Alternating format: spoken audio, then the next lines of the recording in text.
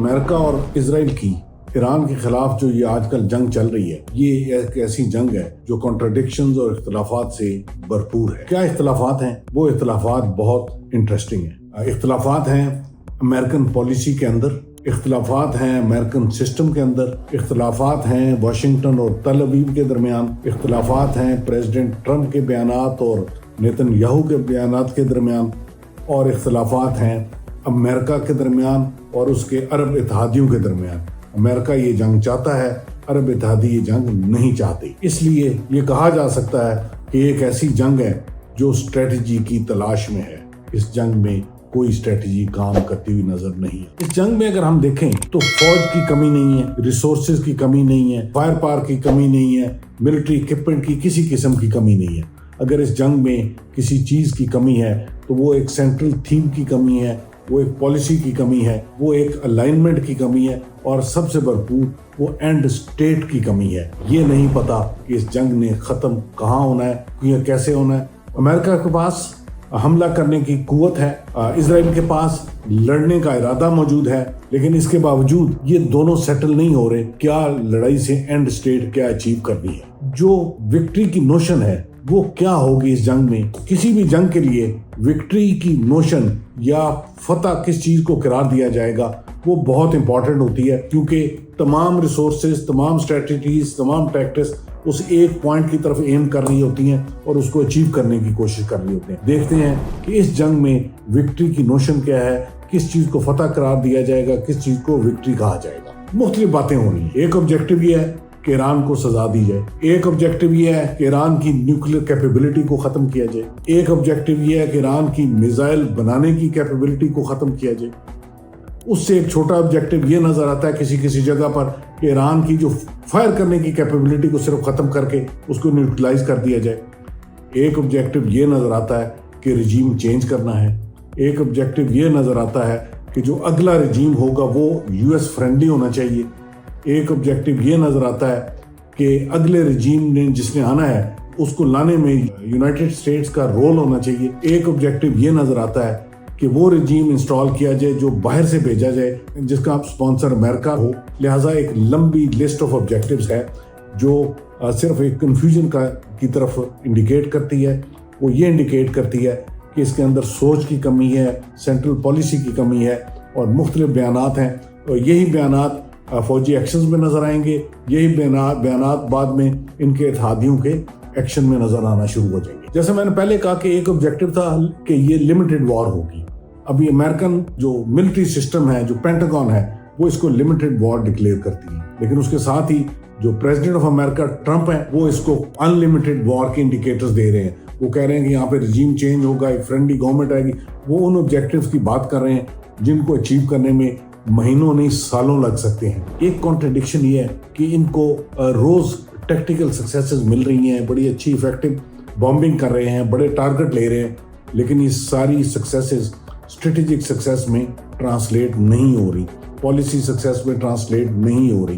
तो इसका मतलब यह है कि इनकी जो टैक्टिकल सक्सेसेस हैं वो अल्टीमेट वॉर एम को अचीव करने के लिए कंट्रीब्यूट नहीं कर रही।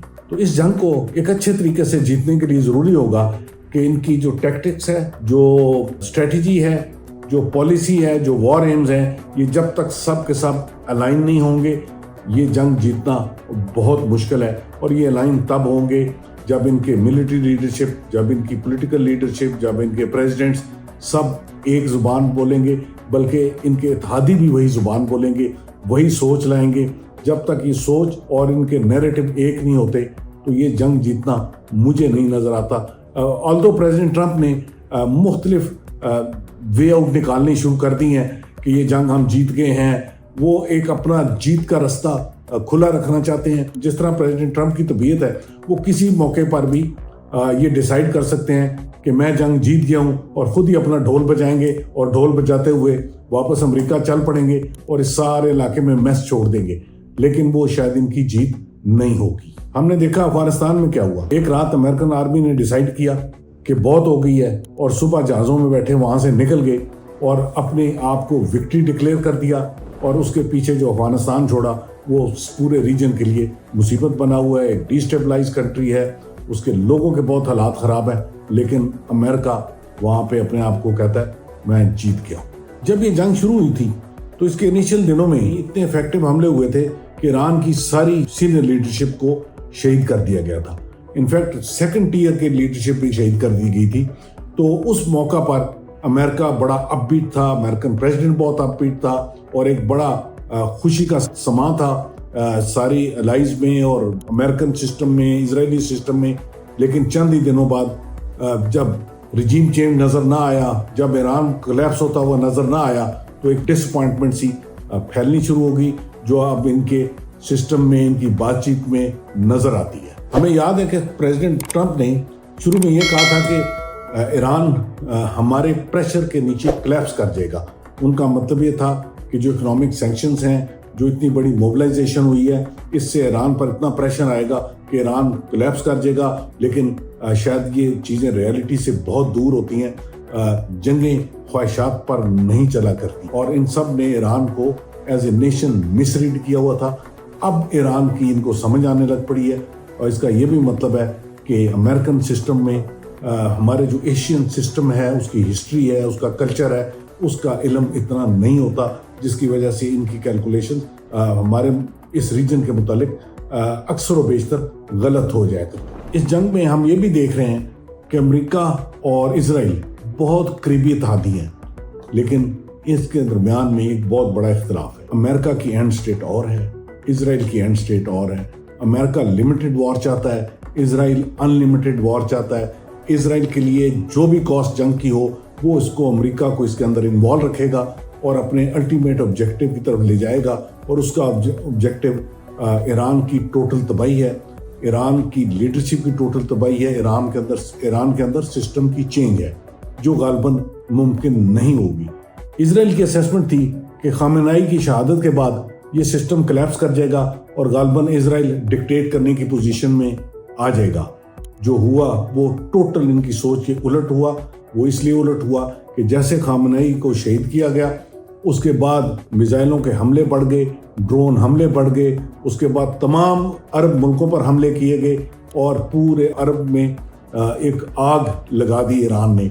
ये था असर जो खामेनेई की शहादत से एक्चुअल में आया, न कि जैसे ये समझ रहे थे कि शहादत के बाद सारा सिस्टम सेट हो जाएगा और ये सारा ईरान उनकी बातचीत सुनने लग पड़ेगा। जो पिछले साल अमेरिका और इजराइल की ईरान के खिलाफ जंग थी, वो बेसिकली इजराइल ने स्टार्ट की थी। ऑल्दो मेरा बिलीव ये है कि पीछे से इनके प्लान इकट्ठे ही थे, लेकिन जब इजराइल सक्सेस अचीव ना कर सका तो फाइनली उसने अमेरिका को इसमें ड्रैग किया। B-52 बॉम्बर से बड़ी डीप बम्बार्डमेंट की गई और उस वक्त ये डिक्लेयर किया गया कि ईरान की न्यूक्लियर कैपेबिलिटी ख़त्म कर दी गई है। तो इस दफ़ा की जंग में दोबारा ये दोनों मुल्क इकट्ठे होकर आए, बेहतर प्लान के साथ आए, लेकिन अभी तक जो हालात हैं वो वही हैं कि एक नई फ्रस्ट्रेशन सेट होती हुई नज़र आ रही है। अगले दिनों में इनकी military AIIMS and objective achieve करने में बहुत फ्रस्ट्रेशन नज़र आएगी। और इस फ्रस्ट्रेशन का एक बड़ा सिंपल सा लॉजिक है।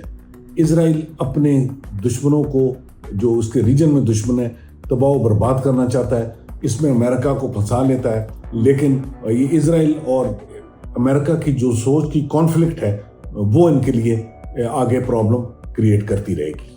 मेरा ख्याल है अगले दिनों में अमेरिका एग्जिट स्ट्रैटेजी ढूंढेगा और इजराइल की कोशिश होगी कि अमेरिका एग्जिट ना करे, वो इसको फंसाए रखे। उसके लिए चाहे उसको बाकी अरब मुल्कों को डिस्टर्ब करना पड़े या रीजनल स्टेबिलिटी को छेड़ना पड़े, कुछ भी करना पड़े, इजराइल वो कर गुजरेगा ताकि अमेरिका इस लड़ाई में फंसा रहे और मिडिल ईस्ट के हालात ख़राब से ख़राब होते जाएं।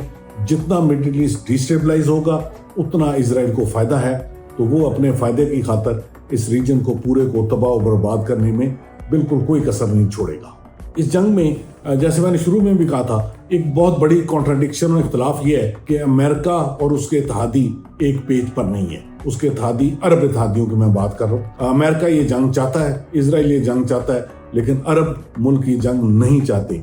लेकिन वो इसके इत्तेहादी हैं, उनके पास कोई और एंकर नहीं है इस वक्त।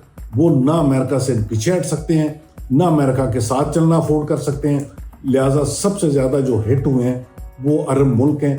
उनके इकॉनमीज हिट हो रही हैं, उनके इंटरनल पॉलिटिकल सिस्टम से हिट हो रहे हैं, उनके अवाम में बेसुकूनी स्टार्ट हो रही है। ये वो चीज़ें हैं जो अरब मुल्क बिल्कुल अफोर्ड नहीं कर सकते। लेकिन उन्हें अमेरिका के साथ अपनी अलायंस की ये कॉस्ट देनी पड़ रही है और उनके लिए ये कॉस्ट बहुत हैवी है। लिहाजा उनका प्रेशर अमेरिका पर रहेगा कि जल्दी वाइंड अप करें। इजराइल की कोशिश होगी ये वाइंड अप ना हो, तो ये एक कन्फ्यूजन सा मिडिल ईस्ट में चलता रहेगा। तमाम जंगों की तरह ये जंग में भी मिसाइलों के अलावा नैरेटिव की लड़ाई भी जारी है और इसमें मुख्तलिफ नैरेटिव्स हैं। ईरान का अपना नैरेटिव है, अरबों का अपना नैरेटिव है, इजराइल का अपना नैरेटिव है, अमेरिका का अपना नैरेटिव है और जो बाकी न्यूट्रल स्टेट्स हैं उनका अपना नैरेटिव है, यूरोप का अपना नैरेटिव है। तो ये एक नैरेटिव की लड़ाई पैरेलल चल रही है। मेरी असेसमेंट ये है कि अभी तक जिन नैरेटिव में क्रैक नज़र आ रहे हैं वो है अमेरिकन नैरेटिव और वो है इजरायली का नैरेटिव और वो है अरबों का और अमेरिकन जो इकट्ठा का नैरेटिव होना चाहिए, उसके दरमियान भी बहुत सीरियस क्रैक्स हैं बिकॉज दोनों की सोच और दोनों के एम्स एंड ऑब्जेक्टिव में बहुत फ़र्क है। आखिर पे मैं ये कहूँगा कि अमेरिका एक लिमिटेड वॉर लड़ रहा है जिसके ऑब्जेक्टिव उसने अनलिमिटेड रखे हुए हैं। इसके अलावा अमेरिका और इजराइल स्ट्रेटेजिकली अलाइन हैं लेकिन उनके ऑब्जेक्टिव्स अलग हैं, उनकी एग्जिट स्ट्रेटजीज अलग हैं, उनकी विक्ट्री की नोशन दोनों के अलग है। लिहाजा ये स्ट्रेटेजिक अलाइनमेंट उनके लिए प्रॉब्लम ही क्रिएट करेगी। इसके अलावा अमेरिकन सिस्टम के अंदर से मुख्तलिफ आवाज़ें आ रही हैं। उसकी मिलिट्री के एम्स ऑब्जेक्टिव कुछ और नज़र आ रहे हैं, उसकी मिलिट्री ब्रीफिंग्स कुछ और होती हैं, लेकिन उनके जो सेक्रेटरी फॉर वॉर हैं वो बिल्कुल अलग ज़ुबान बोल रहे हैं। सदर ट्रंप वो टोटली अलग ज़ुबान बोल रहे हैं। इसलिए उसके अंदर अमेरिकन सिस्टम के अंदर से जो आवाज़ें आ रही हैं, जो नैरेटिव्स निकल रहे हैं, वो आपस में इख्तलाफ है एक दूसरे से, उसके अंदर बहुत बड़े क्रैक्स नज़र आते हैं। अमेरिका ने इस जंग को लड़ने के लिए जो लॉजिक बनाया था वो बड़ा सीरियसली क्रैक होता हुआ नज़र आ रहा है। तो अगले दिनों में देखना होगा कि ये कैसे रीजन को इफ़ेक्ट करता है। पाकिस्तान को सबसे ज़्यादा केयरफुल रहना पड़ेगा क्योंकि हम ईरान के भी नेबर हैं, हमारे अमेरिका के साथ भी रिलेशनशिप है, हमारे अरबों के साथ भी रिलेशनशिप है। हमें बड़ा केयरफुल और बड़ा बैलेंस किरदार अदा करना पड़ेगा। हमारे इस वक्त इर्द गिर्द आग फैली हुई है और हमें इस आग से सोच के साथ बचना पड़ेगा। हम ईरान के साथ नाराज़गी नहीं अफोर्ड कर सकते, हम अरबों के साथ नाराज़गी अफोर्ड नहीं कर सकते, हम अमेरिका के साथ मुखालफत अफोर्ड नहीं कर सकते, हमने चाइना के साथ अपने ताल्लुकात को ठीक रखना है। तो ये बड़ा मुश्किल बैलेंसिंग एक्ट है, ये टाइट रोप वॉक है जो हमें करनी पड़ेगी और उम्मीद है हम पहले भी ऐसे मौके से अच्छा सक्सेसफुली गुजरे हैं। उम्मीद है हम आइंदा भी इसको अच्छी तरह हैंडल कर सकेंगे।